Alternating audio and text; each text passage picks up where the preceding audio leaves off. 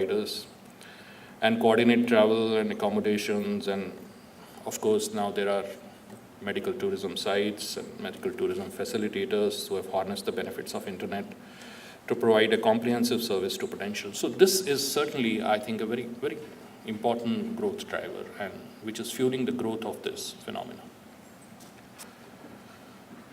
Third is last is the globalization and geopolitical trends. Just this morning as I was sitting behind in the green room, I was just checking the Twitter.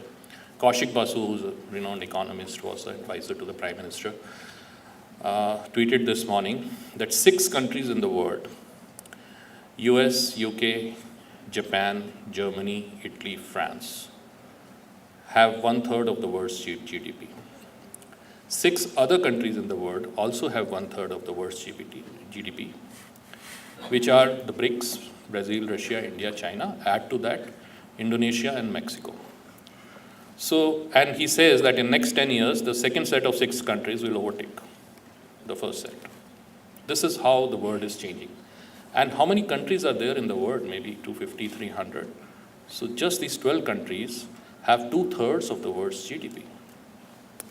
And the rest of the world is actually lagging behind. So this whole thing about, what we used to worry about many years ago about the brain drain actually is becoming a brain gain now.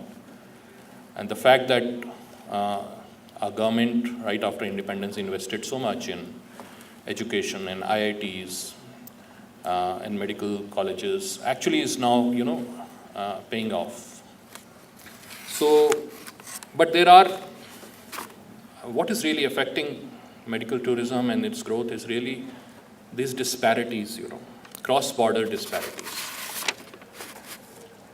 In terms of disparity, in terms of access to care, quality of care, cost of care.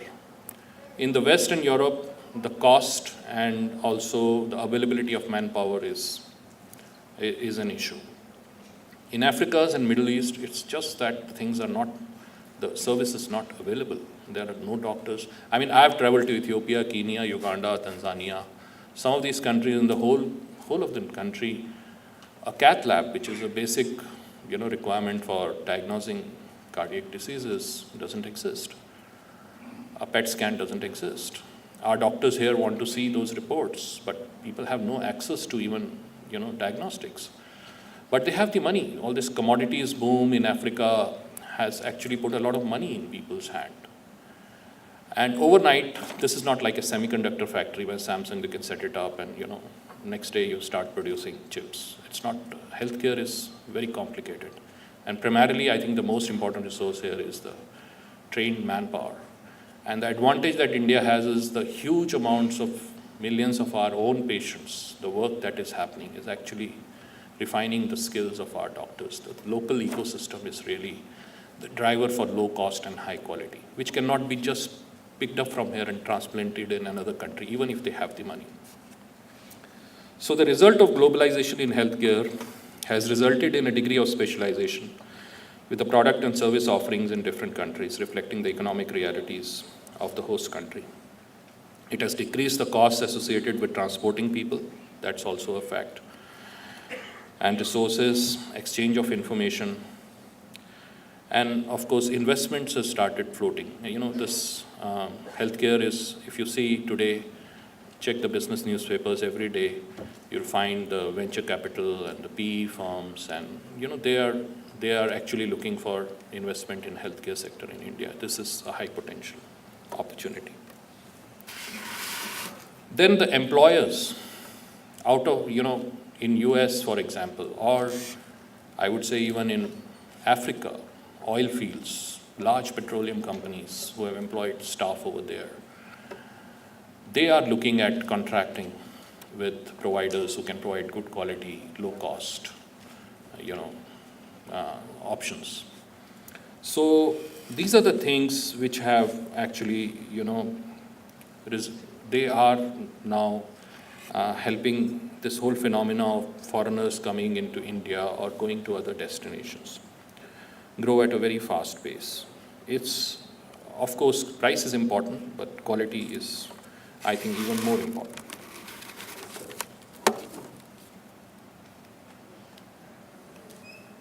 So medical tourism, it's a mega trend, and these are things which I've already talked about.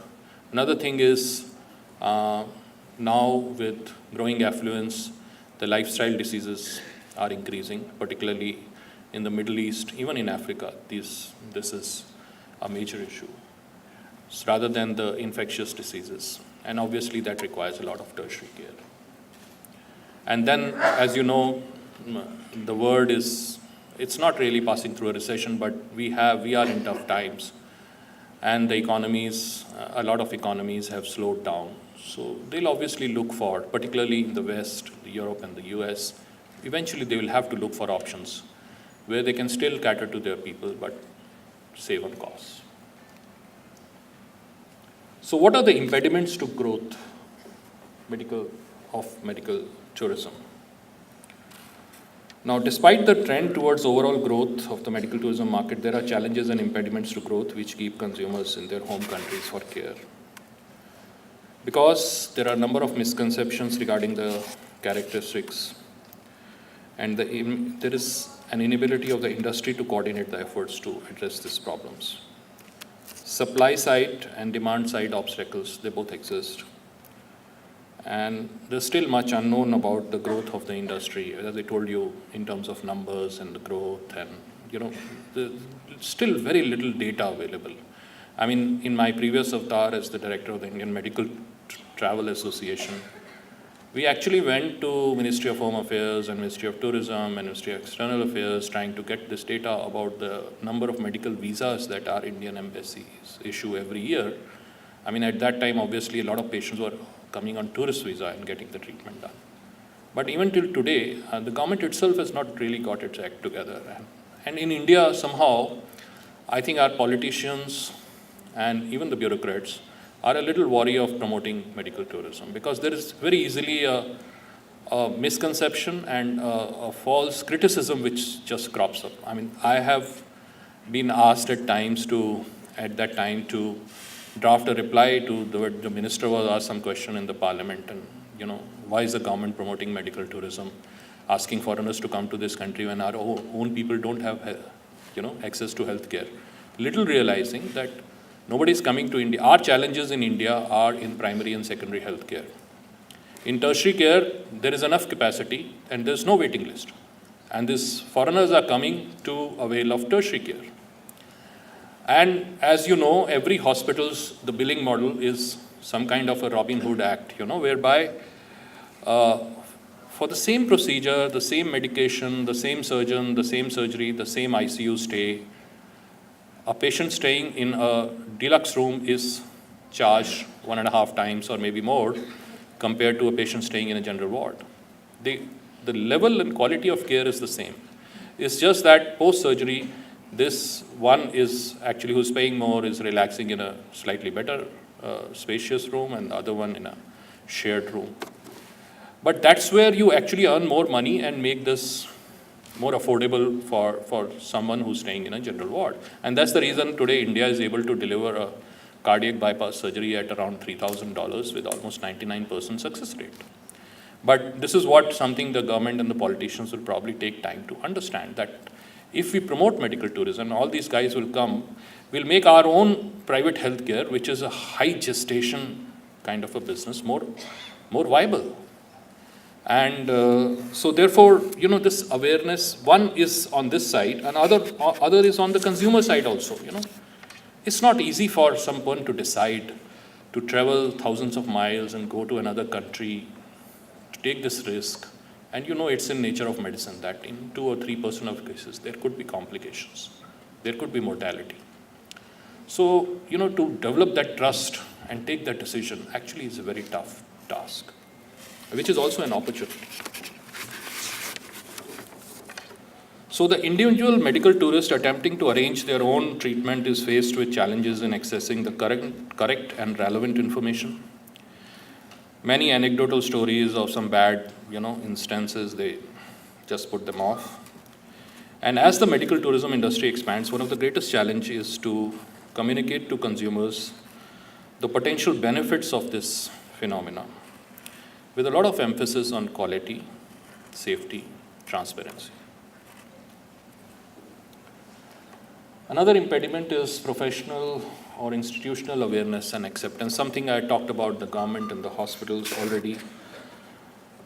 There's a lack of awareness of, professionals who can understand and actually, work with convincing the patients that, the gap between the promise and the delivery is really reduced.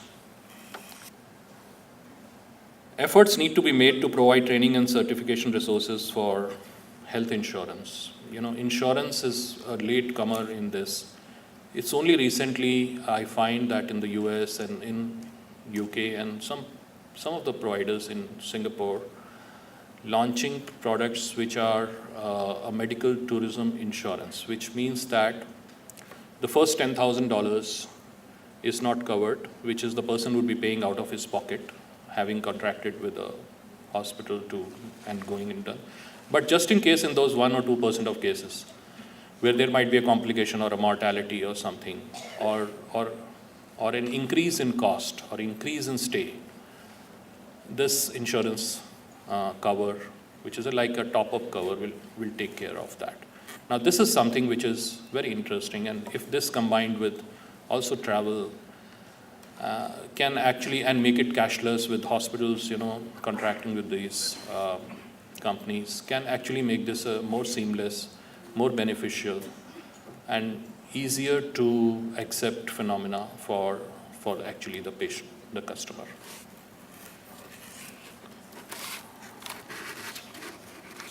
Other thing is the visa and immigration policy. And India is not really, done well on this account. We have struggled a lot. Today it's so difficult. I mean, for a holiday maker, a visa is so easy to get.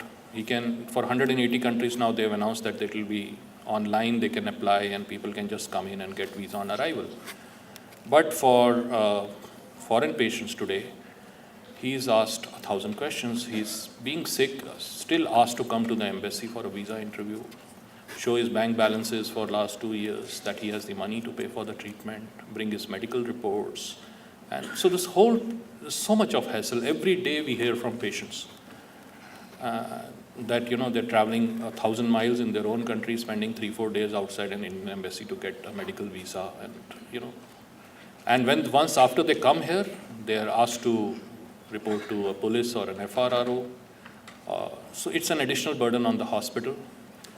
And we've tried a lot, and the government understands this, but I don't know what is really, how can you really differentiate between a holiday visa and a medical visa and make this so difficult, while a holiday traveler will probably spend not more than $3,000-4,000, and here is this fellow who's actually bringing in $10,000 of foreign exchange, into the country on an average. So if this visa and this FRRO and these are kind of streamlined, easily the business can double. Arrivals can double, because a lot of patients who don't, Americans have actually stopped coming, because to go to Thailand, they don't even need a visa. They can just show their passport and enter. And here they're called to someone staying in Miami is asked to come to Houston and appear for an interview. They won't care for that. Other thing is the demographic shifts and economic downturns. They can reduce the purchasing power, and we are actually seeing that shift in Europe and US, that today actually many of the patients coming from Africa have better affordability and they are willing to pay than patients coming from US who are on a very tight budget.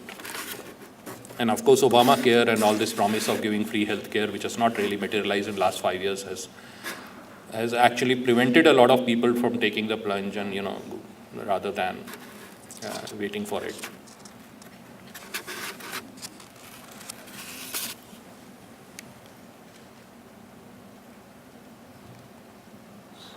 So let's look at what are the concerns of an international patient coming to an Indian hospital. Standards of hygiene, risk of infection. Accreditation has done a lot of good to us today with NABH and JCI hospitals. People have some trust in that these hospitals follow some norms where these can be. quality and safety of care again. Language, food, cultural barriers. Every hospital has this aspiration to attract a lot of patients. And they do extremely good medical work. But I don't know, somehow very few have actually proactively gone and looked at the needs of these patients and actually, trained their staff on cultural sensitivity or arranging the food and the language and, an airport pickup which is, very safe in the middle of the night. And so these are things which are actually, holding a lot of patients to go to just a few hospitals. Follow-up care and continuity of treatment in their home country, I think, is a very big, and it's a very genuine, concern of any patient. Some of the hospitals have started to, set up units, some in advance to the hospital. Anything goes wrong or something, arrange the money. Even if it happens in 1% of the cases, sometimes they can actually get jammed, in this country. But by and large, some of the hospitals, they have taken a very compassionate view of it. The people who are doing actually well, which pays back in terms of word of mouth. Of course, there's a fear of going to an unknown, unsafe country, associated hassles. But then all this social media and hospitals putting previous patients in touch with the new patients, and the fact that slowly the word of mouth takes care of it.